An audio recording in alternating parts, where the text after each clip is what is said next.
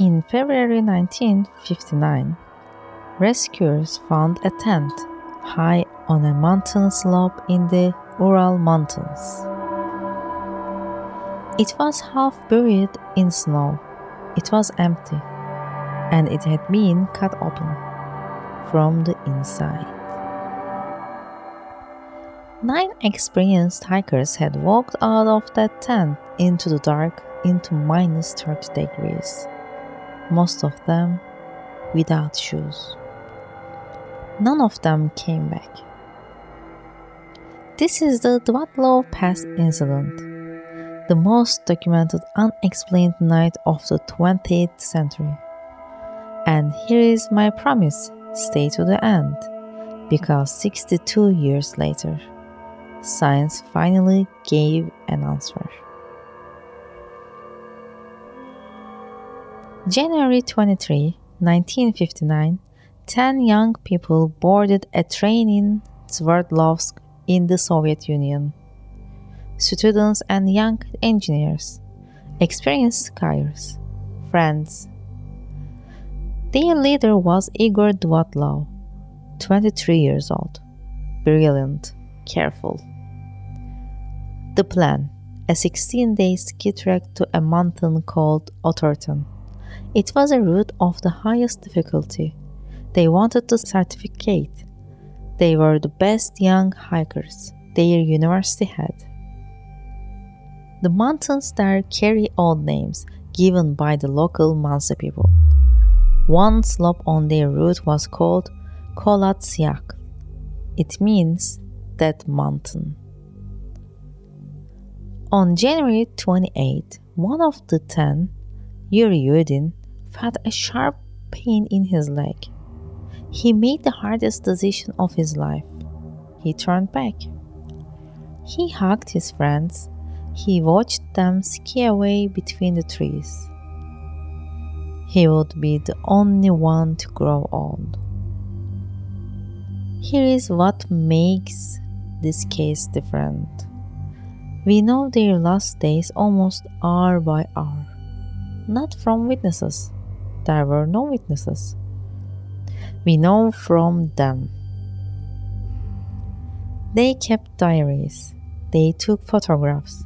They wrote jokes about the wind and argued about who would fix the stove. Ordinary, warm, alive. February 1st, they climbed toward the pass. The wind was brutal and the light was dying. Somewhere up there, in the white blindness, they drifted off course onto the open slope of that mountain. Igor made a choice. Instead of retreating down to the trees, they would camp on the slope. The last photograph on their cameras shows them digging into the snow, setting up the tent in wind and fading light. An ordinary evening.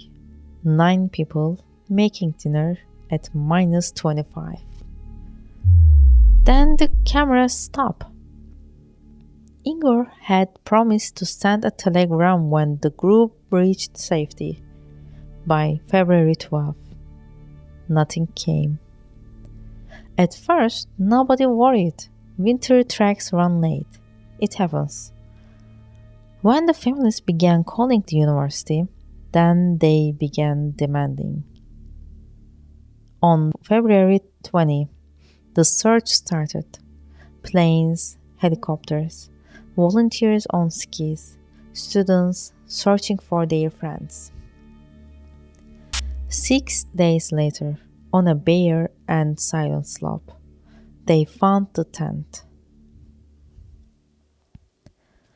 The tent was half collapsed under snow, and inside, everything: boots, warm coats, food laid out on a cloth, money, cameras, diaries, 9 backpacks. Everything except the 9 people. The canvas was sliced open. Investigators first thought someone attacked them. Then they looked closer at the cuts. The tent was cut from the inside. Whatever happened in there, they needed to get out so urgently that the entrance was too slow. Below the tent, searchers found footprints. 8, maybe 9 sets in a calm line, walking, not running, down the slope. Some in socks, some completely barefoot. That night, it was -25 to -30. The footprints continued for half a kilometer toward the trees, and then they vanished. At the edge of the forest, under a huge cedar tree, they found the first two, lying beside the remains of a small, desperate fire, in their underwear. Their hands were torn. Above them, the tree's branches were broken 5 meters up. Someone had climbed it again and again, maybe for firewood, maybe to look back at the tent. Then, on the slope between the tree and the tent, 3 more. Igor was one of them. Face down in the snow, fist clenched, frozen mid-step. All 3 were facing the same direction. They were not running away from the tent. They were trying to get back to it. Whatever drove 9 careful people out into that darkness. At the end, they had decided the tent was safer than whatever was outside, or that it was over. We will never know what they saw on that slope. 4 hikers were still missing. The winter refused to give them up. 2 months later, in May, the snow began to melt. In a ravine 75 meters past the cedar tree, under 4 meters of snow, searchers found the last 4. And the mystery turned darker. These 4 had massive internal injuries, crushed ribs, fractured skulls. The examining doctor compared the force to a car crash. But outside, their bodies showed almost nothing, no wounds to match. One of them, Lyudmila Dubinina, was missing her eyes and her tongue. I say this once, clinically, because it is in the files, and because an explanation must face it. Some of the 4 were wearing clothes that belonged to the 2 at the cedar tree. And on 2 pieces of that clothing, tests found traces of radioactivity. The Soviet investigation worked for 3 months, then it closed, with one of the strangest sentences ever written in a case file. The hikers died, it said, because of a compelling natural force. Case closed, file sealed, the area forbidden to hikers for 3 years. Into that silence, the theories poured. An avalanche, but the slope looked too gentle, and the footprints walked calmly. The Mansi people? There were no other tracks in the snow, none. Secret weapons tests? Other hikers that same night reported glowing orange spheres in the sky. That part is real. It is in the witness statements.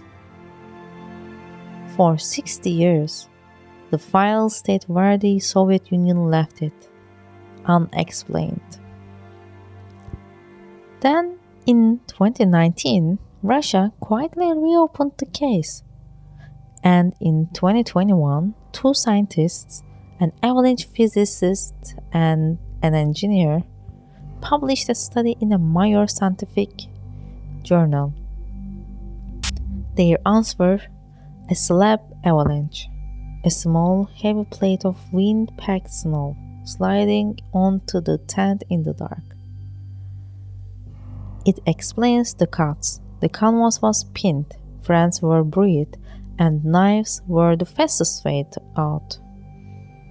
It explains the injuries. Dense snow can crush ribs against the hard floor of skis and gear. A car crash in slow motion. It explains the calm walk. You cannot rebuild a buried tent in a black wind. The trees meant fire. It even explains the missing clothes. In the last stage of freezing, the body feels burning heat. People undress. It is called paradoxical undressing, and it is documented in hundreds of cases. The radioactivity likely came from lantern mantles of that era. The lights in the sky, probably rocket tests, real but unrelated. Most of the questions closed. Most, not all. Yuri Yudin, the man whose leg saved his life, kept their photographs until the end. When he died in 2013, his last wish was granted. He was buried beside his 9 friends. The pass where they died now carries their leader's name, Dyatlov Pass. Everything you heard tonight comes from the files, the diaries, and their own photographs. The mountain added nothing. It only kept the silence. If this story stayed with you, subscribe, because next time a ship is found sailing in the Atlantic, sails set, cargo untouched, the crew's belongings exactly in place, and not one soul aboard.